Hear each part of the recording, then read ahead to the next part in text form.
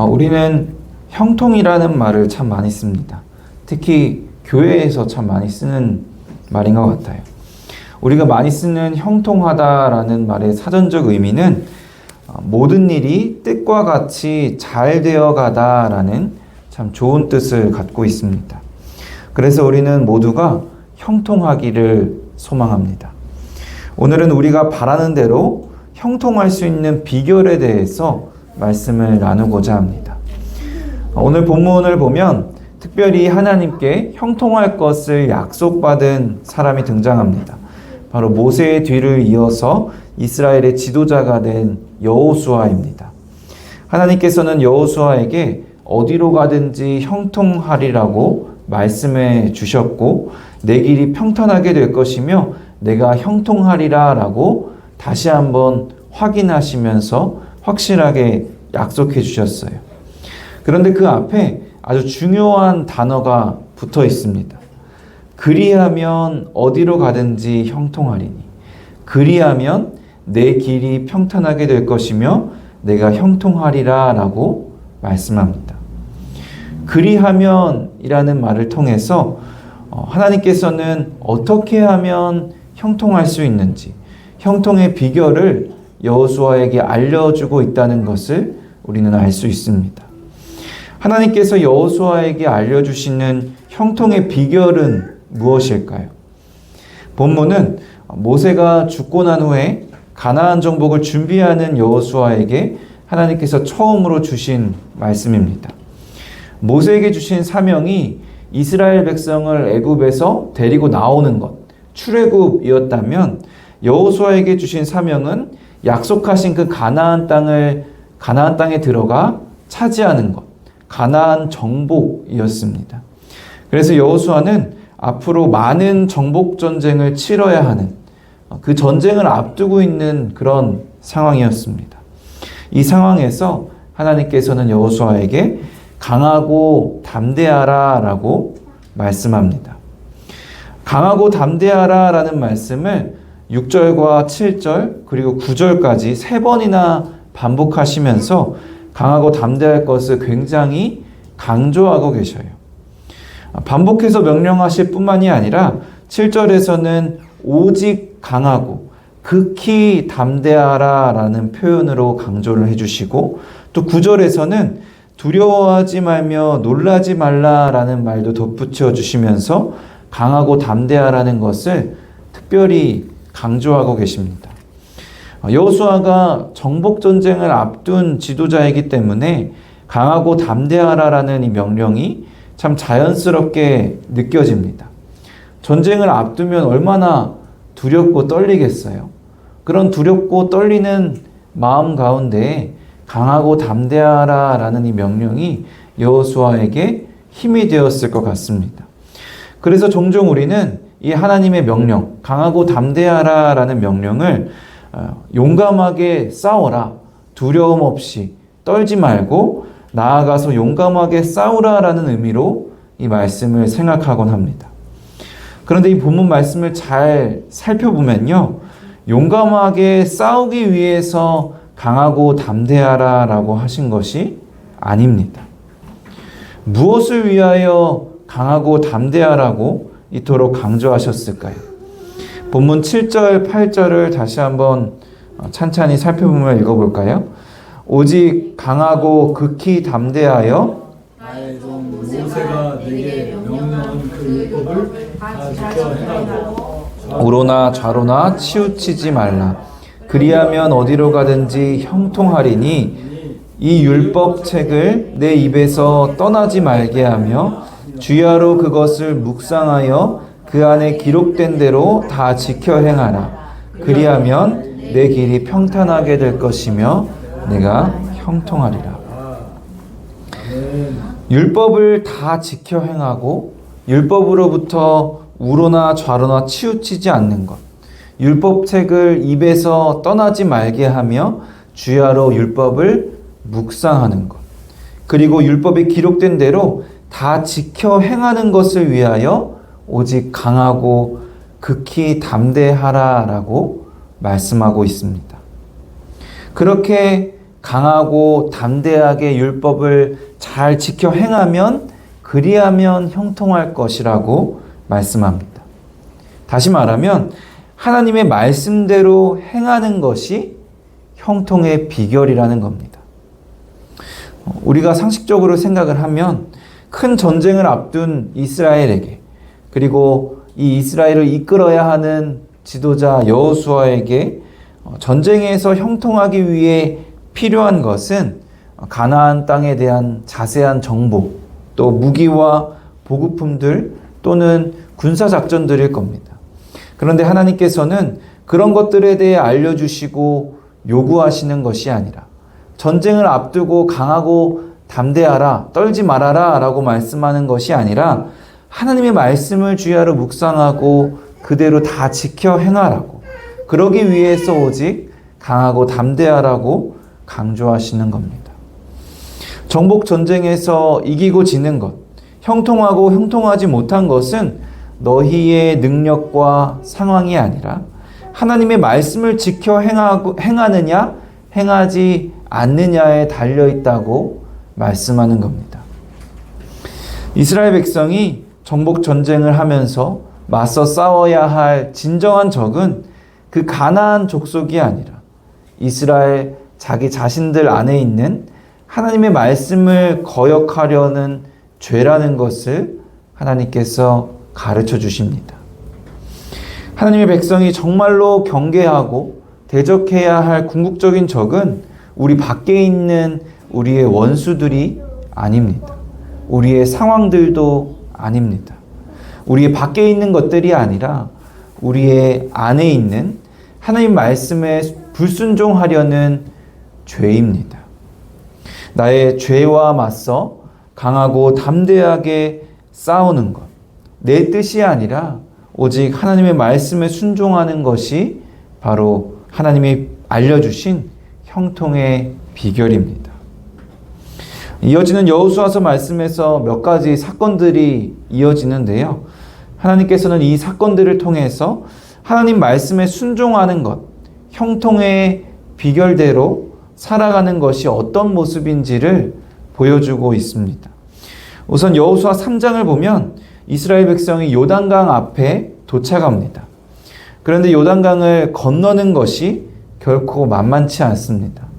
요단강을 건너야 가나안 땅으로 들어가게 되는데 그것이 참 쉽지 않은 일이었습니다.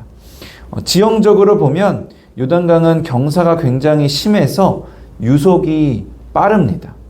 게다가 여호수아 3장 15절을 보면 그 요단강을 건너려는 당시는 곡식을 거두는 시기로 항상 물이 언덕에 넘쳤다라고 말씀합니다. 유속도 빠른 데다가 게다가 그 당시는 수심이 깊은 건너기 어려운 시기였습니다. 전쟁을 위해 군인들만 건너는 상황이었으면 훈련을 해서 어떻게든 건넜을 텐데 이제 아예 이주를 하는 것이잖아요. 그래서 처자식까지 다 데리고 가축들까지 함께 건너야 하는 상황이니까 요단강을 건너는 것이 엄두가 안 나는 참 어려운 상황이었습니다. 그런데도 이 말씀을 보면 1장 2절을 보면 이제 일어나 요단을 건너라 라고 말씀합니다. 여기서 이제라는 말은 지금 건너라는 의미입니다. 이스라엘이 요단강을 건너기 위해 몇 년이 걸렸죠? 광야를 삥삥삥삥 돌아서 40년이 걸렸어요.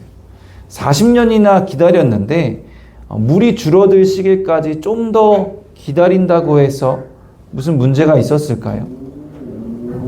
그렇다면 하나님께서 지금 건너라 라고 해도 조금만 기다렸다 건널게요.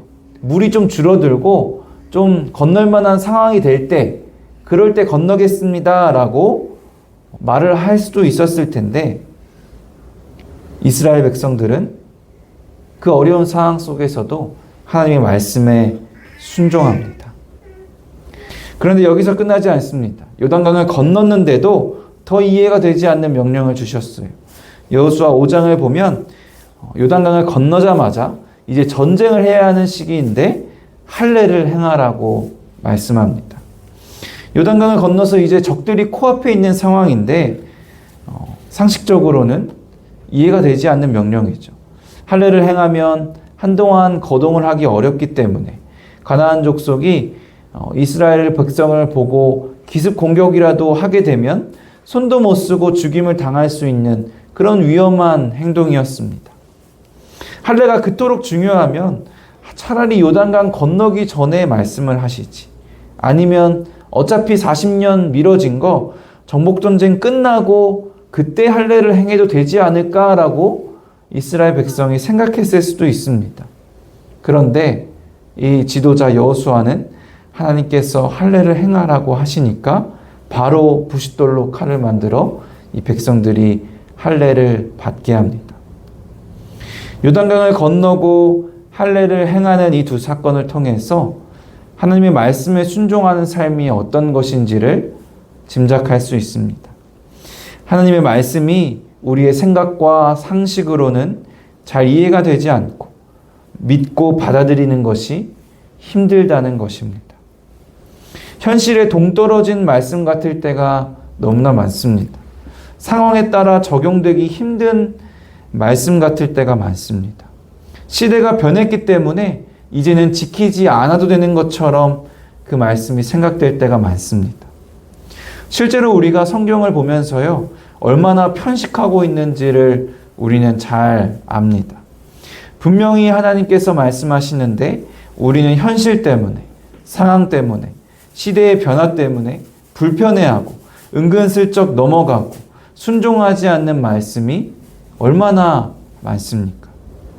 그런데 여러분, 하나님의 말씀은 현실이나 상황, 시대에 따라 변하지 않는 진리입니다.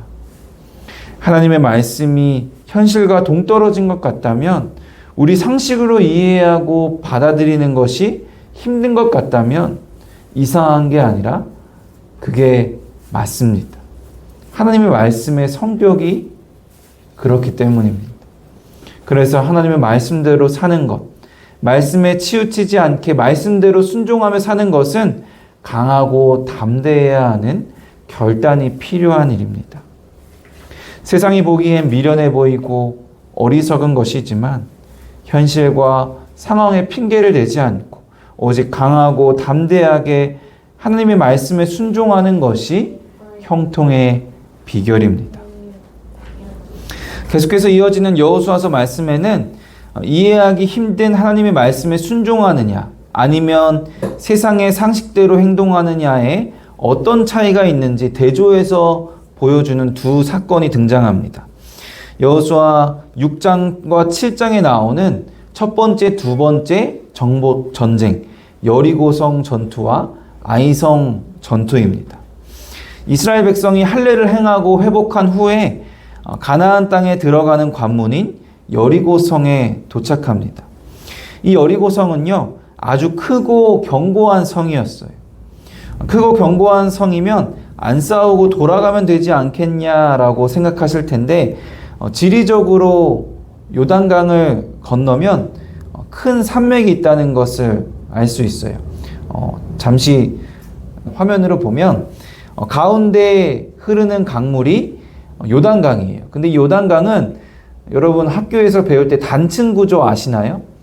그 판과 판이 만나서 땅이 밑으로 꺼져버리는, 그래서 해수면보다 낮은 땅이에요. 아주 낮은 땅이고 상대적으로 옆에 있는 땅들이 높아지겠죠. 그래서 양 옆에 산맥이 있습니다.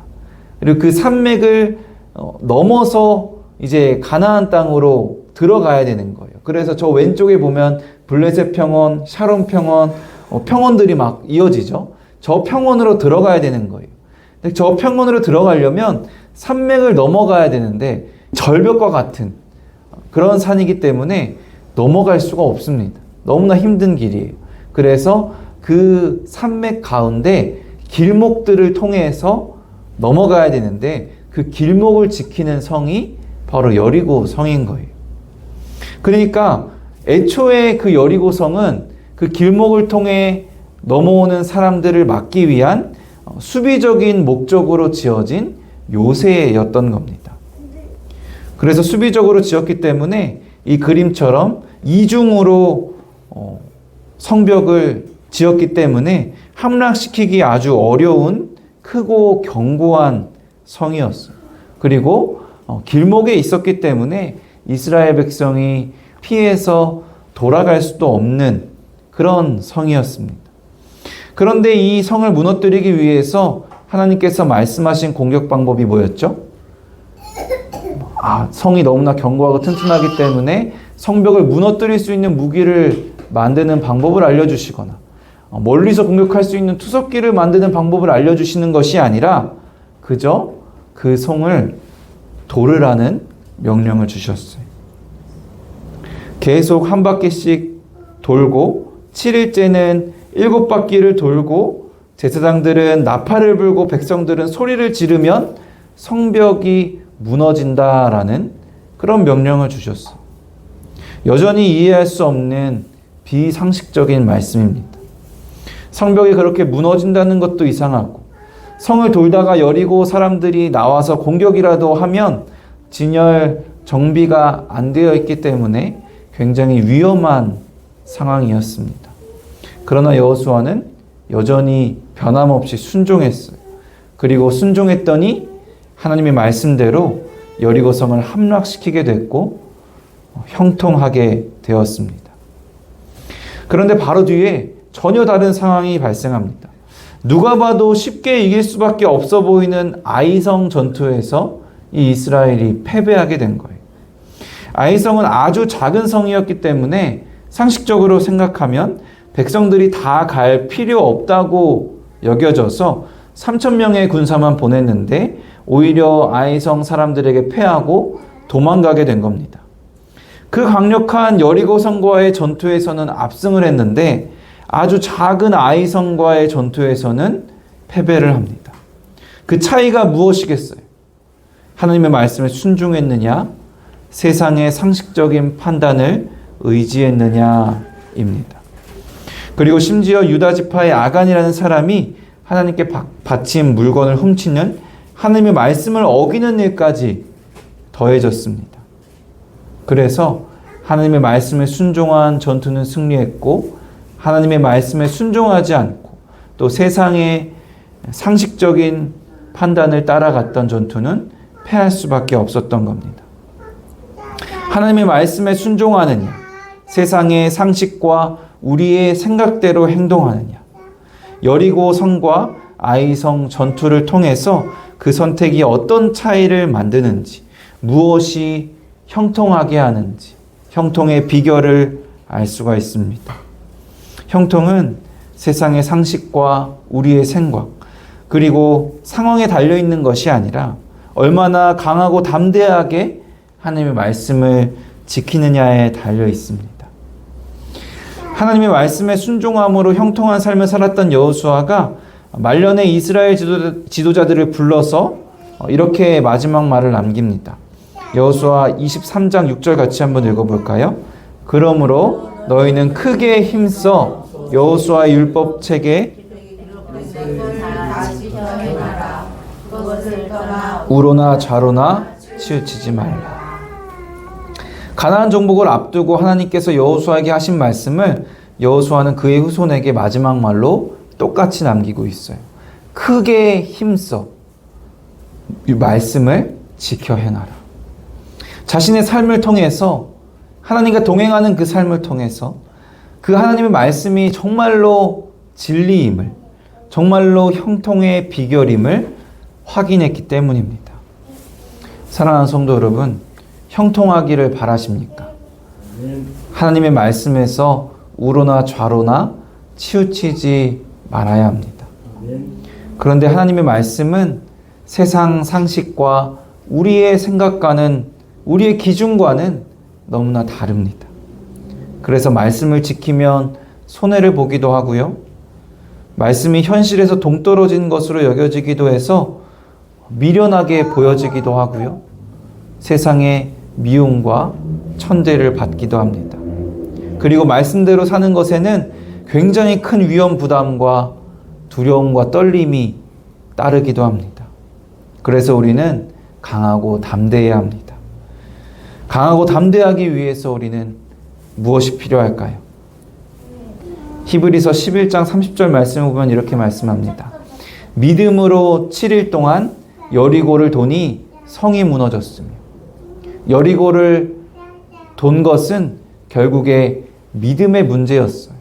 하나님의 말씀에 순종할 수 있었던 것은 결국에 믿음의 문제였던 겁니다.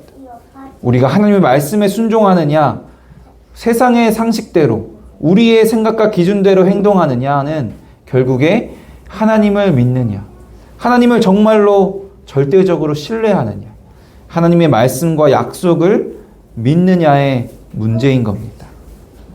하나님의 약속을 믿는 진짜 믿음이 있다면 우리는 강하고 담대할 수 있습니다. 강하고 담대하게 오직 말씀대로 살 수 있습니다. 강하고 담대하라는 명령을 오늘 본문 6절, 7절, 9절에서 반복하며 강조하고 있다고 말씀을 드렸는데요.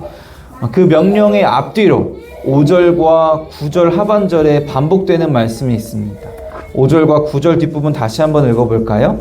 내 평생에 너를 능히 대적할 자가 없으리니 내가 모세와 함께 있었던 것 같이 너와 함께 있을 것임이니라. 내가 너를 떠나지 아니하며 버리지 아니하리니. 9절입니다. 내가 어디로 가든지 내 하나님 여호와가 너와 함께 하느니라 하시니라. 내가 너와 함께 있을 것이다. 너를 떠나지 아니하며 버리지 않고 내가 어디로 가든지 너와 함께 하겠다라고 말씀하셨습니다. 너와 함께 하겠다는 이 하나님의 약속이 강하고 담대하라는 하나님의 명령을 앞뒤로 안고 있는 겁니다. 여호수아에게만 그렇게 약속하신 것이 아닌 줄로 믿습니다. 예수님께서 하늘로 올라가시면서 우리에게 약속하셨어요. 내가 세상 끝날까지 너희와 항상 함께 있으리라. 강하고 담대하라라는 명령은 우리에게 주신 무거운 짐이 아닙니다. 하나님이 우리와 함께 하시기에, 하나님이 우리에게 능력을 주시기에 그 약속을 믿는 진짜 믿음만 있다면 어렵지 않습니다. 우리는 여전히 하나님의 백성, 하나님의 군사로서 이 땅에서 하나님 나라를 위한 영적 전쟁을 치르며 삽니다. 이 전쟁 중에 형통하기 위해서 우리는 강하고 담대해야 합니다. 하나님의 말씀을 지켜 행하기 위해서 강하고 담대해야 합니다.